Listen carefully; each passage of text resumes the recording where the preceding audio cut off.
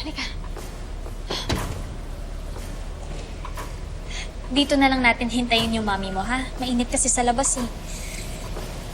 Pero, bakit dito po tayo? Huwag ka ng maraming tanong.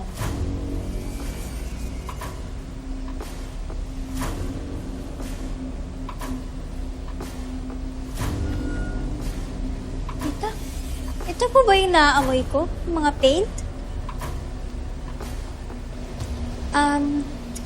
Hindi. Hayaan mo na lang yan. Baka kasi inaayos pa tong Leo. Pero huwag ka mag-alala. Papunta naman na yung mami mo.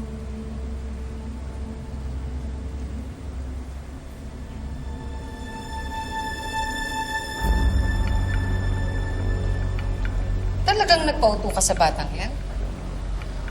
Sa tingin mo, mapapatawad ka ni Vanessa pag nag-sorry ka sa kanya? Walang imposible. Niligtas nga niya ako, eh. Ha? Sino po kinakausap niyo? Ha? Ah, wala. Diyan ka lang, ha? Papunta na yung mami mo. Okay po.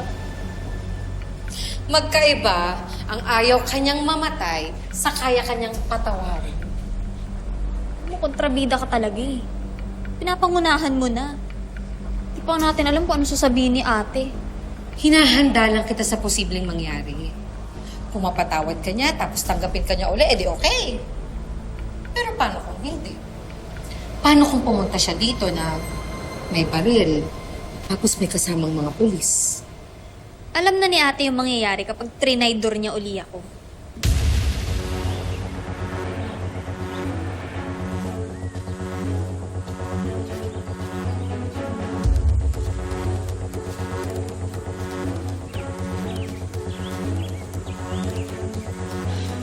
Saan na yun?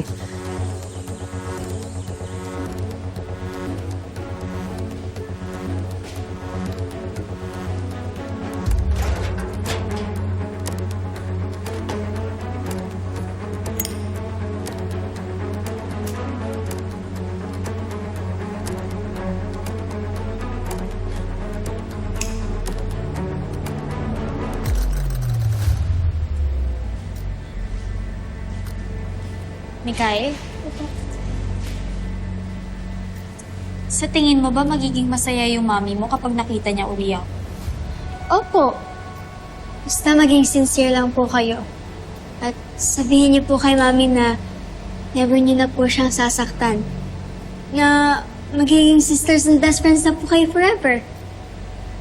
Sisters and best friends? Gusto ko yun.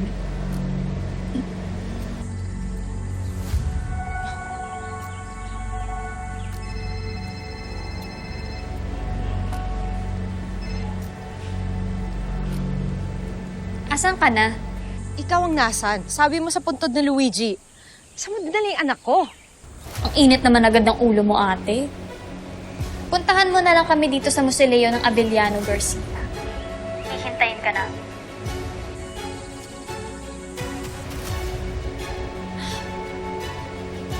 Papunta na raw yung mami mo.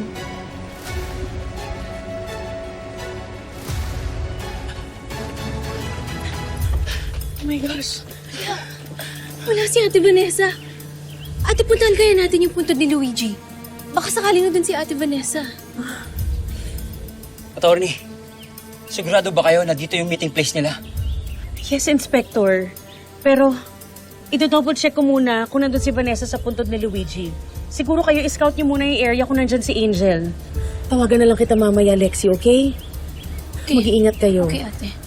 Sige po. Ingat ka. Yes.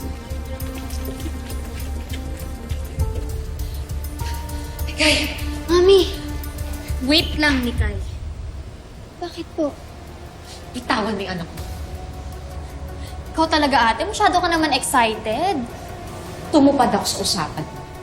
Pumunta ako dito kahit delikado. Kaya utang na loob, huwag mong idamay si Mikay. Sa akin ka galit, di ba? Akong harapin mo.